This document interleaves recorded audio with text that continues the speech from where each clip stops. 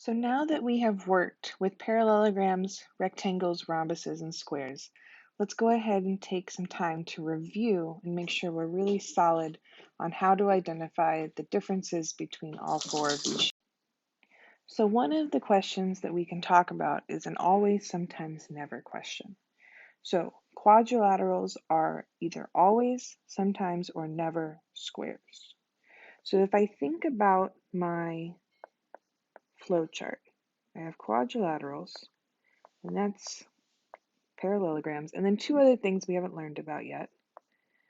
And then parallelograms are rectangles or rhombuses, and both of those are squares.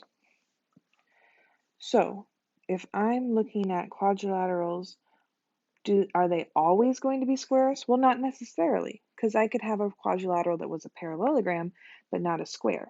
So if that's the case, then this would be sometimes true. Not always, not never, but sometimes quadrilaterals are squares. Are all rectangles parallelograms? Well, a rectangle must have all the properties of a parallelogram, so that is always going to be true, that all rectangles are parallelograms. A rectangle is a type of square. So if I look, a rectangle is not a type of square. A square is a type of rectangle. So this will be never true. And then a square is sometimes, always, or never a special type of rhombus. Well, this is always going to be true as well, because no matter what I do, a square will always have those properties of a rhombus. So these questions, you have to think about whether there are any cases that contradict it, or if you can think of anything that will always work for it, sometimes work for it, or never work for it. So when we are working through these problems, we need to be able to say what we know about the angles, the diagonals, and the sides. So looking at this problem, I see that the only thing I know about is that I have AC is congruent to BD.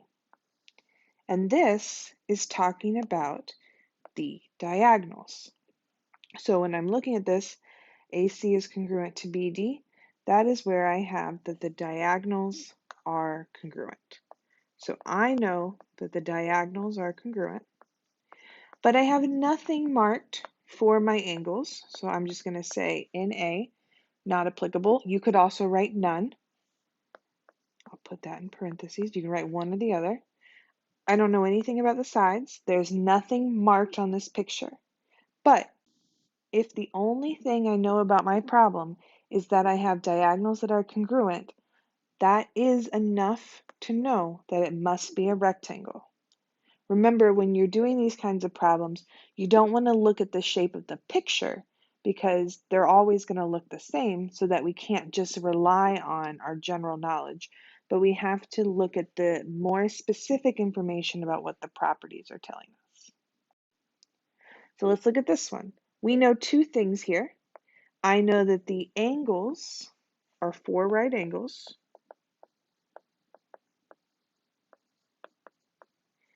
I see that I have 4 congruent sides marked. And I don't see anything about any diagonals. There are no diagonals drawn, and there's no information shared about what I know about those diagonals. Therefore, this shape, if all I know is that it has 4 right angles and 4 congruent sides, that's all I need to be able to say that I have a square.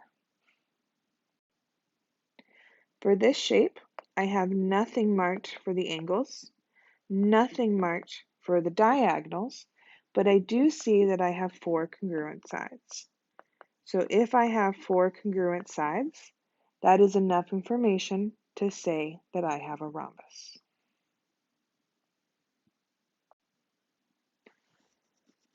In this problem, I don't see, while I do see an angle, it's an angle made by the diagonals.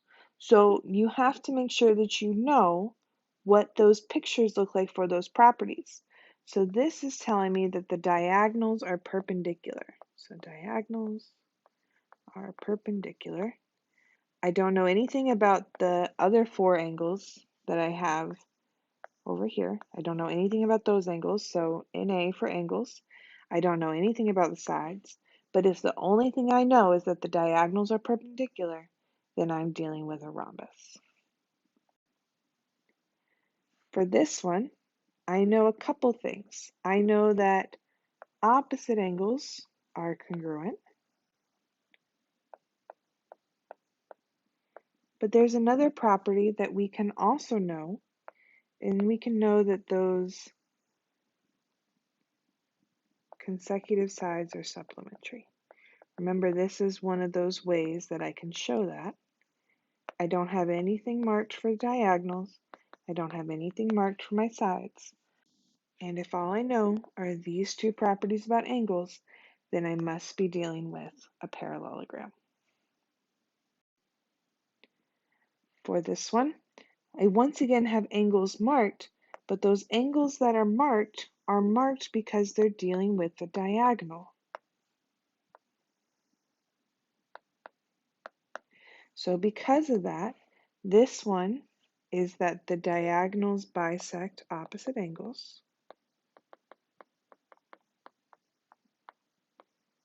I don't know anything about the angles. I don't know anything about the sides. So therefore, this shape must be a rhombus.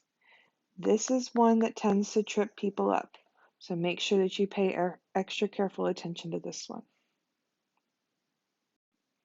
In this shape, I only know about the angles. I know that I have 4 right angles. I don't know anything about the diagonals or anything about the sides. So if the only thing I know is that I have 4 right angles, I have a rectangle. Remember, it's not a square because a square has to have 4 right angles and 4 congruent sides. So the last problem we're going to look at today, the sides of a quadrilateral measure 3 centimeters, 2 centimeters, 3 centimeters, and 2 centimeters. So I want to use these lengths to draw 2 separate pictures. One of these pictures creates a parallelogram. One of these pictures does not create a parallelogram. So what do I know specifically about a parallelogram? Well, I know that for something to be a parallelogram and using sides, I know 2 things about sides. I know that opposite sides are parallel, and I know that they are congruent. Well, we know that parallel doesn't tell us anything about side length, so that means that we're going to be using the fact that we know that they are congruent in order to solve. So if opposite sides have to be parallel, that means that I must be using the 3's. They must be opposite each other. There are my opposite sides congruent. And then separately, I can go ahead and use the 2's to also be opposite each other. So since opposite sides are congruent, that gives me a parallelogram. But if I wanted to make something that wasn't a parallelogram, then I could take those 2's and put them next to each other, and take those 3's and put them next to each other. And this is not a parallelogram because my opposite sides are not congruent. And since my opposite sides are not congruent, it cannot be a parallelogram. So sometimes you'll see problems like this where you'll have to draw a picture that works and doesn't work. And so you want to think about what's the property and start with the one that does work. Start with what do I know and what do I know it has to look like. And then simply take your picture and draw something that would not work.